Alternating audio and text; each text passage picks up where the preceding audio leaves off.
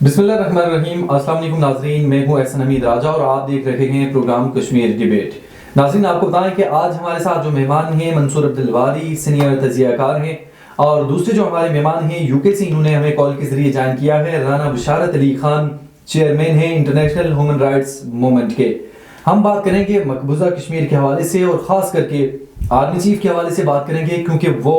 امریکہ کے دورے پر گئے ہیں اور پہلا ان کا دورہ ہے۔ کشمیر کے تصفیے کے بغیر ایشیا میں امن کا قیام ممکن نہیں ہے، سربراہ پاک فوج نے کہا ہے، اور انہوں نے اس حوالے سے بھی کہا ہے کہ جب تک تنازع کشمیر کو اقوام متحدہ کی سلامتی کونسل کی قراردادوں اور کشمیریوں کی خواہشات کے مطابق حل نہیں کیا جاتا، جنوبی ایشیا میں امن ممکن نہیں۔ بجا طور پر انہوں نے کہا، اور ڈیفینیٹلی جب تک کشمیر کا مسئلہ حل نہیں ہوگا، جنوبی ایشیا میں بھی امن قائم نہیں ہو سکتا، کیونکہ ابھی جو ہم تنازع دیکھ رہے ہیں مڈل ایسٹ کا، تو وہاں پہ جو سچویشن ہے، جیسی وہ سچویشن بڑی اور ابھی کرٹیکل ہوتی جا رہی ہے، ایسے ہی یہ ایک مسئلہ کشمیر کا بھی ہے جو جنوبی ایشیا کے لیے امن کے لیے بہت ضروری ہے۔ تو اس پر منصور عبدالواری صاحب، جس طرح پاک فوج کے سربراہ نے اس حوالے سے بیان کیا ہے، اور بڑا اہم بیان اس حوالے سے بھی ہے کہ انہوں نے یہ بات کہی ہے کہ کشمیریوں کی خواہشات کے مطابق، تو کشمیریوں کی جو خواہشات ہیں اس کے مطابق اگر یہ مسئلہ حل ہو جائے، کیونکہ بہت فریق جو ہیں اس پر بات چیت کر کے آگے بڑھے، تو کیا سمجھتے ہیں کہ یہ کشمیریوں کے لیے اور اس خطے کے لیے اچھا نہیں ہوگا؟ بسم اللہ الرحمن الرحیم۔ حسن، بہت شکریہ۔ آپ نے جس طرح آرمی چیف کے دورہ امریکہ کے حوالے سے بات کی، تو یہ کچھ دن سے ہم باتیں سن رہے تھے کہ آرمی چیف کسی اہم مشاورت کے لیے یا ایک شیڈیول جو وزٹس ہوتے ہیں بائی لیٹرل، اس سلسلے میں امریکہ تشریف لے کر گئے ہیں۔ تو یہاں پر ہمارے لیے ایک بات باعث اطمینان یہ ہے کہ اس دورے کے دوران جس وقت اسرائیل جو ہے غزہ پر ظلم کا ایک باب رقم کر رہا ہے، اور اس کے ساتھ ساتھ کشمیر کے حوالے سے جو سپریم کورٹ آف انڈیا کا ایک فیصلہ آیا ہے، تو یہ دونوں ایسے حالات میں ان دونوں معاملات کے ہوتے ہوئے، یا ان دونوں پرانے مسئلوں کے ہوتے ہوئے، جو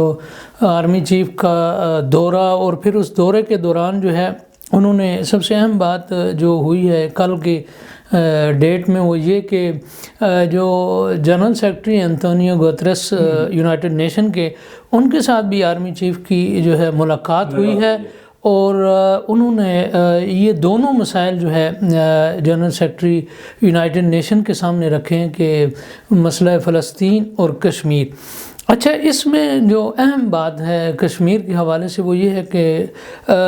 جنرل سیکرٹری نے بھی اس بات کا اعادہ کیا ہے، اور آرمی چیف کے ساتھ بھی یہی ان کی گفت و شنید ہوئی ہے کہ جو یونائٹڈ نیشن کی قراردادیں ہیں، جو ریزولوشنز پاس کی گئی ہیں، ان پر عمل درآمد کے لیے یونائٹڈ نیشن نے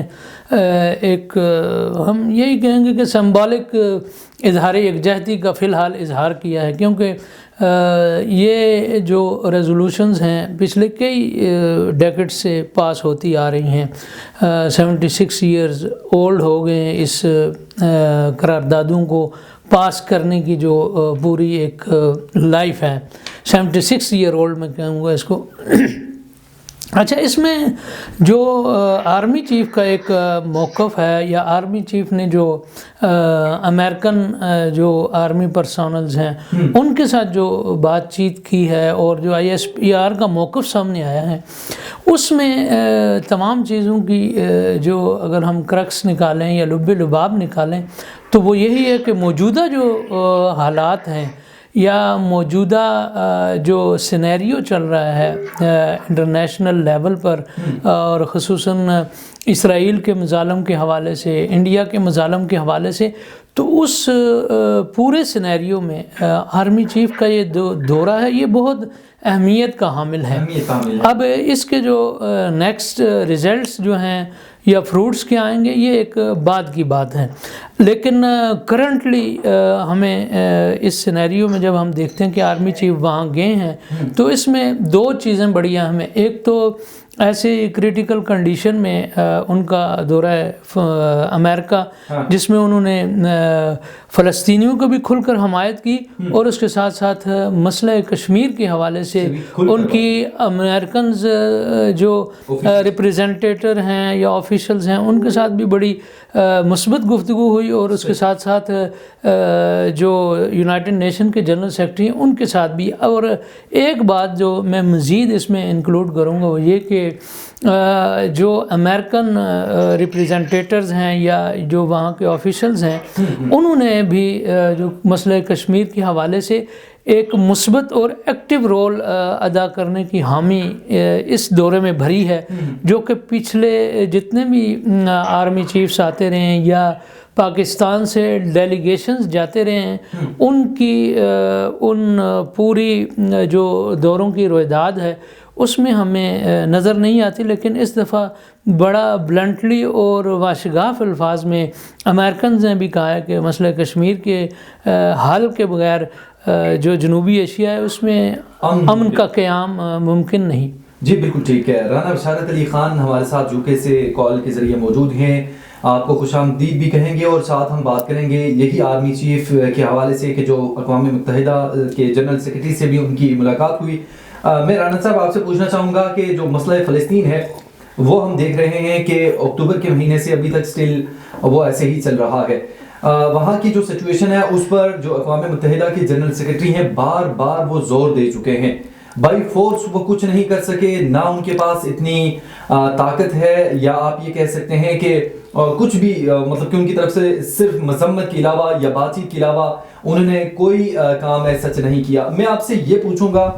کہ کشمیر کے حوالے سے آپ کیا سمجھتے ہیں کہ جس طرح کشمیر کا تنازع ہے، کل اگر ضرورت پڑتی ہے تو کیا اقوام متحدہ کوئی رول دے سکتی ہے، کوئی بائی فورس، کوئی انڈیا کو زبردستی کسی چیز پر، جیسے 370 اور 35A کے حوالے سے بھارتی سپریم کورٹ کا فیصلہ ہے، اس حوالے سے بائی فورس کچھ کیا جا سکتا ہے؟ آپ کیا سمجھتے ہیں؟ السلام علیکم رانی صاحب، شکریہ کہ آپ نے مجھے دوبارہ موقع دیا۔ آپ صاحب علم ہیں اور آپ کی جو میزبان ہیں وہ بھی مہمان ہیں، وہ بھی صاحب علم شخصیت ہیں۔ یہاں پر تھوڑا سا اقوام متحدہ کی تاریخ کو اگر ہم سمجھنے کی کوشش کریں گے تو آپ کے سوال کا جواب آپ سمجھنے میں آپ کے ناظرین کو بڑی آسانی ہوگی۔ اقوام متحدہ نے جب افغانستان پر حملے کی اجازت دینی ہوتی ہے یا ایکشن لینا ہوتا ہے تو ایک رات کے اندر ہی افغانستان پر حملہ کرنے کی اجازت مل جاتی ہے۔ اسی طرح جب امریکہ نے عراق پر حملے کے لیے اقوام متحدہ کو استعمال کرنا ہوتا ہے تو ایک رات ہی اقوام متحدہ اپنا جو ہے پاور اختیار کرتی ہے اور فیصلے کر دیتی ہے۔ اسی طرح ایسٹ اور ویسٹ تیمور کا جب مسئلہ تھا تو اقوام متحدہ نے بڑی آسانی سے اپنی طاقت کو استعمال کیا۔ اسی طرح ریسنٹ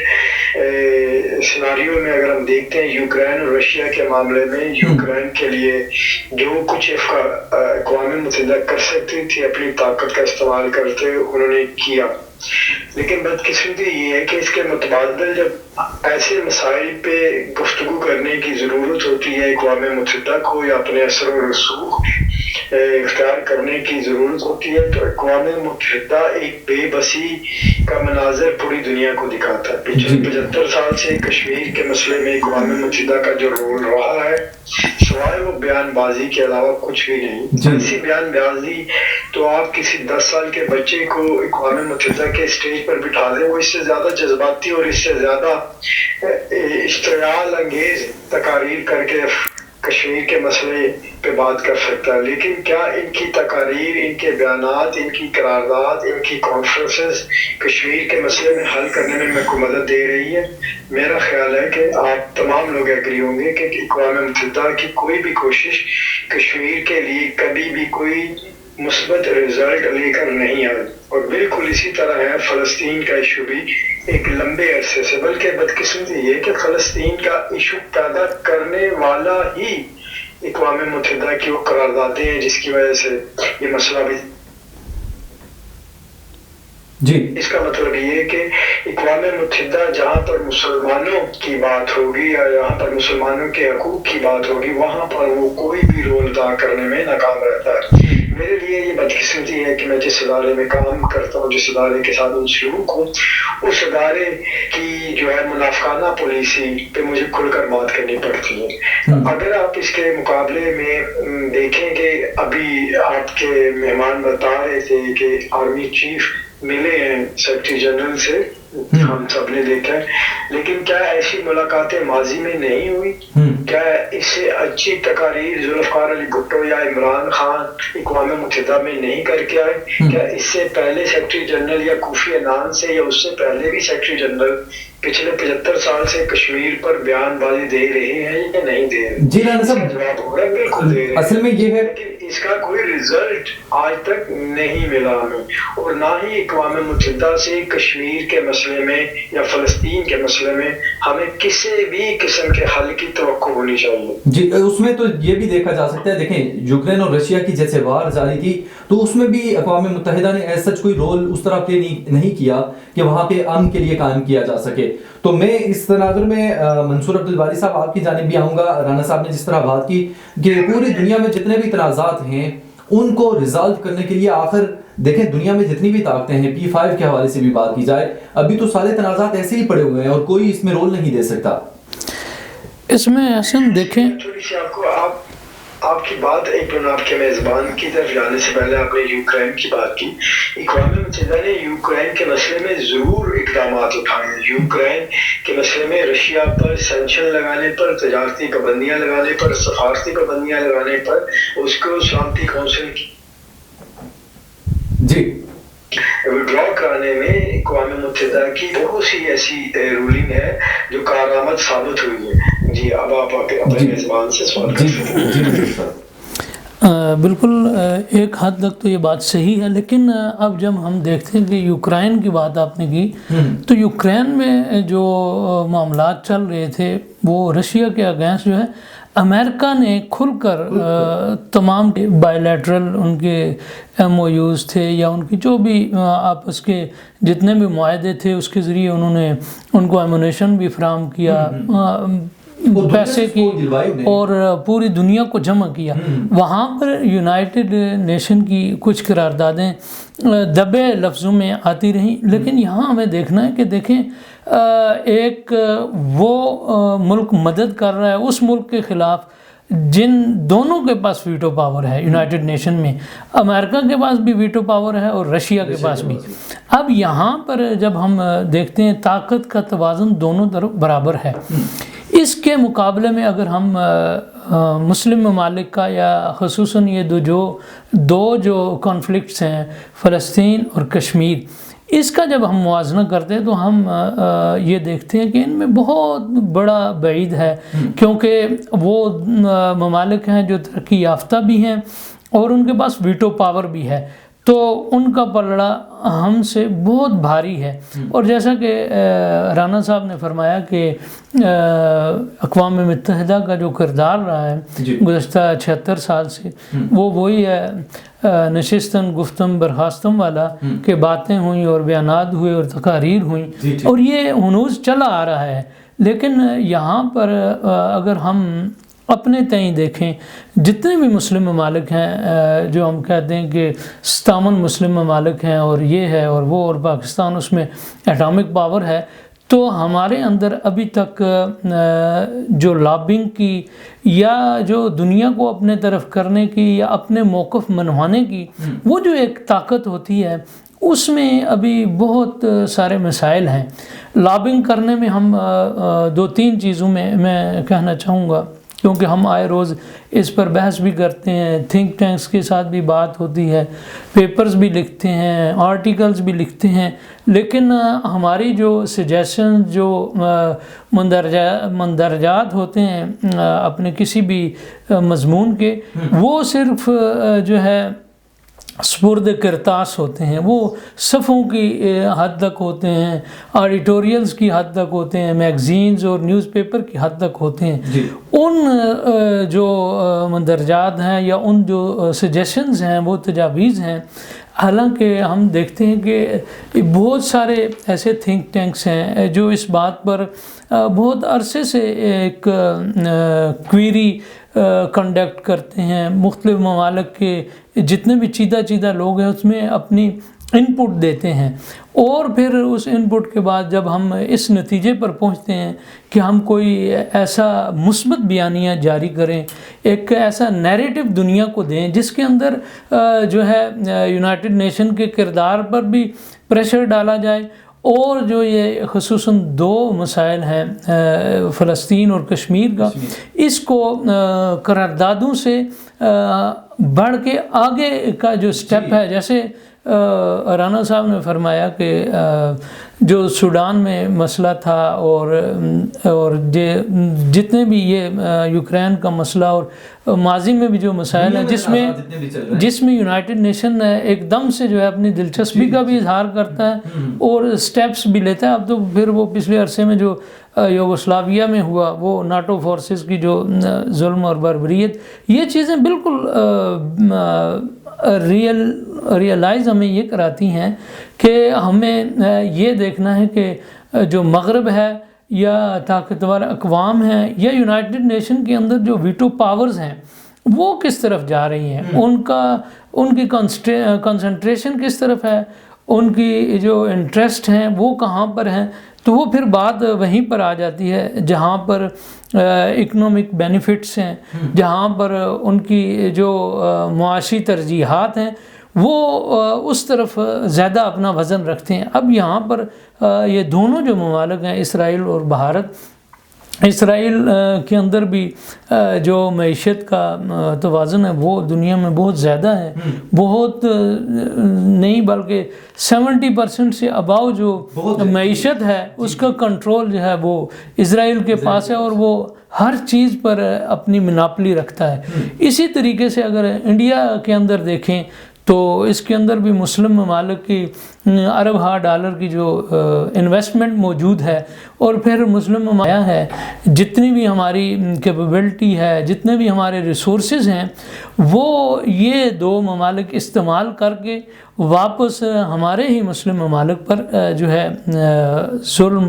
اور بربریت کا جو ایک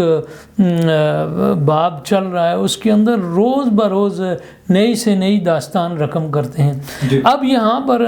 بہت دفعہ یہ سجیشن دی گئی ہے کہ جتنے بھی مسلم ممالک ہیں، ابھی بھی ایک کمپین چلی ہے کہ ان کی پروڈکٹس کا بائیکاٹ کیا جائے اور یہ کیا جائے، لیکن میں یہ کہوں گا کہ یہ بہت چھوٹے لیول پر یہ کام ہے۔ حکومتوں کی سطح پر جو کام ہے، بائی لیٹرل اور انٹلیکچوئل لیول پر جو کام ہے، وہ یہ ہے کہ ان لوگوں کے ساتھ جو بڑے ممالک ہیں، مسلم ممالک ہیں،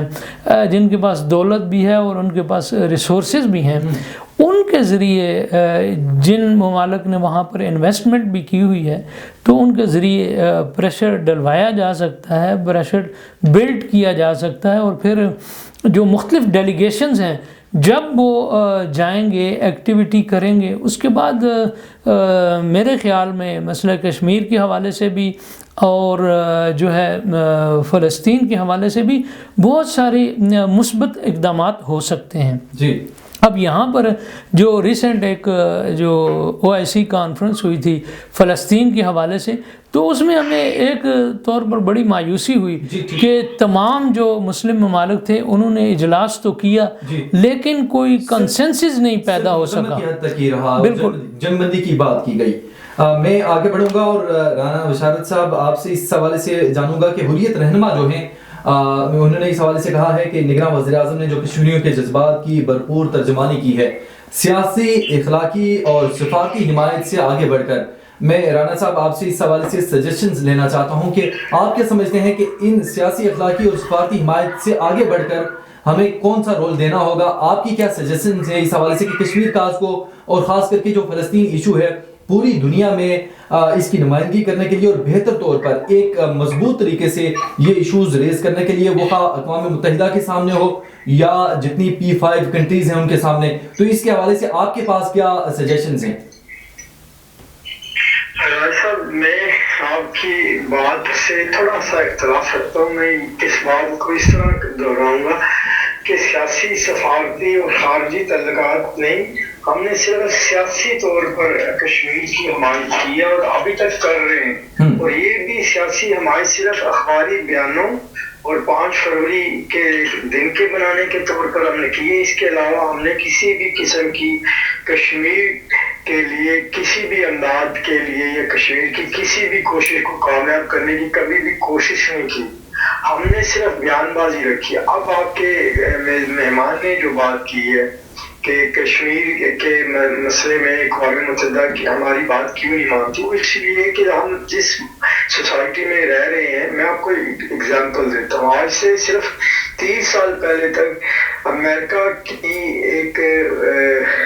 اجارہ داری تھی اقوام متحدہ میں، اس کے مقابلے میں صرف رشیا ایک ایسا ملک ہوتا تھا جس کی بات کو تھوڑی ویلیو دی جاتی تھی۔ لیکن پچھلے 35 سال میں ایک نیا پلیئر، 2 نئے پلیئر آئے ہیں یونائٹڈ نیشن میں اپنی طاقت کی بنیاد پر، اپنی معاشیات کی بنیاد پر، جن میں چین اور انڈیا، یہ دونوں ممالک ایسے ہیں جنہوں نے اپنی معاشیات کو درست کیا۔ معاشیات کی وجہ سے ان کی تجارت مضبوط ہوئی، تجارت کی وجہ سے ان کے سفارتی تعلقات مضبوط ہوئے، سفارتی تعلقات کے بعد دنیا میں ان کی لابی بنی ہے۔ اب یہی مثال پاکستان کے لیے، پاکستان کشمیر کا مقدمہ میں یہ ہمیشہ بات کرتا ہوں، یہ بات یاد رکھیں، ایک معاشی اور سفارتی طور پر کمزور پاکستان کشمیر کے لیے سوائے بیان بازی کے کچھ نہیں کر سکتا۔ ہمارے پاس کوئی روڈ میپ نہیں ہے۔ میں نام نہیں لینا چاہتا، کشمیر کے مسئلے میں میری ایک سابقہ وزیر خارجہ سے یونائٹڈ نیشن جنیوا میں ملاقات ہوئی،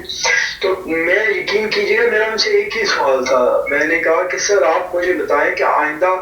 20 سال کے لیے کشمیر کے لیے پاکستان کا روڈ میپ کیا ہے، آپ کس طرح کشمیر کی آزادی کی یا کشمیر کا مقدمہ لڑنے کے لیے کیا پلاننگ ہے؟ سوائے میرا خیال ہے کہ ہم 5 فروری کو کشمیر کے لیے کھڑے ہو جاتے ہیں، یا پچھلے حکومت میں پچھلے وزیر اعظم صاحب نے 2 منٹ کی خاموشی کا اعلان کیا تھا جو صرف ایک دفعہ کی گئی۔ اب یہ وہ اقدام ہے، ہم 5 فروری کو کشمیر کا دن بناتے ہیں یا پاکستان میں خاموش کھڑے ہو جاتے ہیں یا پاکستان میں جلسے یا جلوس ہڑتالیں یا ریلیاں کرتے ہیں، اس کا انڈیا کی معیشت پر یا انٹرنیشنل لیول پر آپ گجرات میں یا اسلام آباد میں سڑک بلاک کر کے کھڑے ہوئے ہیں کشمیر کے لیے، کیا اس کا بینیفٹ کیا ملتا ہے؟ آپ مجھے بتائیں کہ اگر اس کا بینیفٹ ملتا ہے تو پچھلے 75 سال سے ہم کر رہے ہیں، کشمیر بنے گا پاکستان، کشمیر ہماری غیر شارگ ہے، یہ گلیوں میں نعرے لکھے ہوتے تھے جو شاید 90s کے بعد وہ نعرے لوگ دیواروں پر لکھنا بھی بند ہو گئے۔ کشمیر کے مسئلے کے لیے جب تک پاکستان معاشی طور پر اور سفارتی تعلقات، سفارتی سطح پر اپنے آپ کو مضبوط نہیں کر سکا، یہ حقیقت ہے، تلخ ہے، شاید آپ کے ناظرین یا آپ کے مہمان اس بات کو سننے کے لیے تیار نہیں۔ ہم صرف بیان بازی دے سکتے ہیں، ہم دھوکہ دے رہے ہیں، ہم اپنے آپ کو دھوکہ دے رہے ہیں، ہم کشمیری نہتے لوگوں کو دھوکہ دے رہے ہیں کہ ہم پاکستان سے توقعات رکھیں۔ رانا صاحب آپ کا پوائنٹ آ گیا، میں آسام کے حوالے سے آپ سے بات کروں گا۔ منصور عبدالباری صاحب، بی جے پی حکومت نے 1300 جو مدارس ہیں ان کو اسکولوں میں تبدیل کر دیا ہے، مسلمانوں کے خلاف اور اقلیتوں کے خلاف وہاں پہ جتنی کاروائیاں ہو رہی ہیں وہ میرے اور آپ کے سامنے ہیں اور دنیا کے سامنے بھی ہیں، تو اس تناظر میں کیا کوئی دنیا کے حوالے سے، کیونکہ دنیا اس پر کوئی رد عمل نہیں دے رہی، اور ایک اور آپ کو اس حوالے سے بھی خبر دیں کہ مذہبی آزادی سے متعلق جو امریکہ کا کمیشن ہے اس نے بھارت کو تشویشناک ملک قرار دینے کا بھی اس حوالے سے مطالبہ کیا ہے، تو یہ وہاں کی سچویشن ہے مذہبی لحاظ سے بھی اگر دیکھا جائے، اور خاص کر کے اقلیتوں کے خلاف جو کارروائیاں کی جا رہی ہیں، جو مظالم ڈھائے جا رہے ہیں، دنیا کے سامنے ہیں یہ چیزیں، لیکن اس کے باوجود دنیا اس پر کارروائی نہیں کر رہی، آخر وجہ کیا ہے؟ دیکھیں جی منصور صاحب کا پوائنٹ لے لیتے ہیں، پھر رانا صاحب میں آپ کی طرف آتا ہوں۔ جی منصور صاحب، دیکھیں اس میں بڑی اہم بات وہ یہی ہے جو آج تقریباً یہ جو مودی رجیم ہے یہ 10 سال سے زیادہ کا عرصہ اس کو ہو گیا ہے، اور یہ جیسے رولنگ کر رہا ہے، اور اس میں جو ان کی آئیڈیالوجی ہے ہندوتوا کی، اس کے اندر ایک ہی پوائنٹ ہے کہ جو بھی انڈیا کے اندر رہے گا وہ ہندو بن کر رہے گا۔ اب جب اس آئیڈیالوجی کو آپ دیکھتے ہیں تو انڈر دس آئیڈیالوجی تمام انفراسٹرکچر بن رہا ہے، تمام جتنے بھی وہاں کے رولنگز ہے اور ان کے جتنے بھی ادارے ہیں وہ اس ہندوتوا آئیڈیالوجی کو اڈاپٹ کر رہے ہیں. اب کیونکہ بہت پرانا ملک ہے انڈیا، انگریزوں کے جانے کے بعد جو ہے انڈیا کو وہاں موقع ملا، اور وہاں کی وہ جو چیزیں وہ کئی سو سال پر وہاں کی چیزیں، ان کا انحصار بھی ہے، ان کی جو تعمیر و ترقی ہے، وہاں پر جو نصاب تعلیم ہے، وہاں پر جو انسٹیٹیوشنز ہیں، یہ تمام. اب یہاں پر آپ دیکھیں کہ یو پی میں جو ان کی بہت بڑی ریاست ہے جی اتر پردیش، اس میں، اور جیسے آپ نے کہا آسام میں، اس کے ساتھ کیرلا ایک بہت بڑا ایسا اسٹیٹ ہے جس کے اندر مسلم میجارٹی ہے. اب یہ جو بڑے بڑے صوبے ہیں ان کے اندر گریجولی جو ہے وہ انڈیا جو کیریکولم کی آپ نے بات کی، نصاب تعلیم کی، اس کو وہ کنورٹ کر رہا ہے. مدارس کے جو نصاب ہیں ان کو دنیاوی نصاب میں، یعنی میتھ، کیمسٹری، فزکس، اور یہ جو مکس کر کے پڑھائے جائیں گے. اب ایک تو یہ ہے کہ وہاں پر سے جو مسلم آئیڈیالوجی ہے اس کو ختم کیا جائے کسی نہ کسی طور پر، اس کے لیے ہر حربہ استعمال کیا جا رہا ہے. اچھا، اس کے ساتھ ساتھ خیر ایک تو یہ بات ہے، دوسرا یہ ہے کہ علی گڑھ یونیورسٹی جو سب سے بڑی یونیورسٹی ہے، اس کے اندر علامہ اقبال چیئر تھی، جس کے اندر اقبالیات پڑھایا جاتا تھا، اردو اور یہ جو سبجیکٹ، ان کو بھی آہستہ آہستہ ختم کیا جا رہا ہے. اور دلی یونیورسٹی کے اندر بھی. اور یہ تمام چیزیں کس چیز کی انڈیکیشن کرتی ہیں، کس چیز کی طرف اشارہ دیتی ہیں؟ یہ وہی ہندوتوا نظریہ ہے جس کو پورے انڈیا کے اوپر اور بشمول کشمیر میں جو ہے امپلیمنٹ کرنے کے لیے، کیونکہ کیریکولم وہ چیز ہے جس سے جو نوجوان نسل ہے ان کے ذہنوں میں اور ان کی ایجوکیشن میں یہ چیز انکلکیٹ کی جاتی ہے کہ وہ ایک ہندوتوا جو نظریہ ہے اس پر عمل کریں، اور ہندوؤں کے سوا بھارت کسی کا نہیں. رانا صاحب، آپ سے شارٹ اس کا جواب چاہوں گا اسی کوسچن کا، جو اقلیتوں کے حقوق کے حوالے سے اور اقلیتوں کے خلاف جو مظالم ڈھائے جا رہے ہیں انڈیا میں، ان شارٹ. ان شارٹ دینا تو مناسب نہیں ہوگا. اگر آپ تفصیل سے اس کا جواب دے دیں گے تو میرا خیال ہے کہ آپ کے ناظرین کے لیے بینیفٹ ہوگا. انڈیا میں اس وقت اگر آپ دیکھیں 18 سے زیادہ آزادی کی تحریکیں چل رہی ہیں، جس میں خالستان ہے، منی پور ہے، اور ویسٹ بنگال کی تحریکیں جو ہے بہت طاقتور طریقے سے چل رہی ہیں. لیکن کیونکہ انڈیا ایک بڑھتی ہوئی معاشرتی طور پر، اکنامکس کے طور پر ایک مضبوط کنٹری سامنے آئی، اس لیے دنیا کی کوئی بھی ادارہ، کوئی بھی طاقت اس کے بارے میں بات نہیں کرتی. میں آپ کو صرف خالستان کی بات بتاتا ہوں. ہم نے 2020 میں اقوام متحدہ کی تاریخ کا شاید سب سے بڑا احتجاجی مظاہرہ کیا تھا، جس میں پوری دنیا سے سکھ شامل ہوئے تھے، اور تقریباً 1 کروڑ سے زیادہ سکھوں نے پٹیشن دائر کی تھی اقوام متحدہ میں خالستان کے لیے، لیکن اس پر کوئی بھی رد عمل نہیں آیا. بدقسمتی یہ کہ کیونکہ بھارت کی، میں آپ کو ایک اور مثال دے دوں، صبح میں آپ سے بات بھی کر رہا تھا، شاید مینشن کرنا بھول گئے اس چیز کو. اقوام متحدہ میں اور یورپی یونین میں تقریباً 270 سے زیادہ آرگنائزیشن 2019 میں ہم نے بند کروائی جو پاکستان کے خلاف پروپیگنڈا کرتی تھی. پاکستان کے، بلوچستان کی آزادی کی بات کرتے تھے، سندھ کی آزادی کی بات کرتے. انڈائریکٹلی وہ تمام آرگنائزیشن انڈیا اور اسرائیل کے پیسوں سے چلتی تھی، اور جو پاکستان کو بدنام کرنے کی وہ تو رانا صاحب بالکل آپ ٹھیک ہے، ایک جھوٹا پروپیگنڈا کرتے تھے. لیکن اس کے مقابلے میں کشمیر، خالستان، ناگپور، ویسٹ بنگال اور یہ ساری تحریکیں جو ہیں، ان کو انٹرنیشنل میڈیا پر اس لیے نہیں لایا جاتا کہ کشمیر، انڈیا جو ہے وہ ایک بڑھتی ہوئی اکنامک پاور ہے، اس لیے اس کے خلاف لوگ بات نہیں کرتے. اور میرا خیال ہے کہ پاکستان کو ایک معاشی طور پر مضبوط ہونا چاہیے، اس لیے وہ ہم کشمیر کی بات کرتے ہوئے طاقتور اسٹیج پر بیٹھے ہوں گے. ایگزیکٹلی آپ نے بجا کہا کہ معیشت کے لحاظ سے ہمیں اسٹرانگ ہونا ہوگا. Rana Bisharat Ali Khan, chairman international human rights, آپ نے ہمارے پروگرام میں جوائن کیا کال کے ذریعے. منصور عبد الباری صاحب، سینئر تجزیہ کار، آپ ہمارے پروگرام میں تشریف لائے، آپ کا بہت بہت شکریہ. ناظرین، آج کے پروگرام سے اتنا ہی. اگلے پروگرام کے لیے اجازت دیجیے. اللہ نگہبان.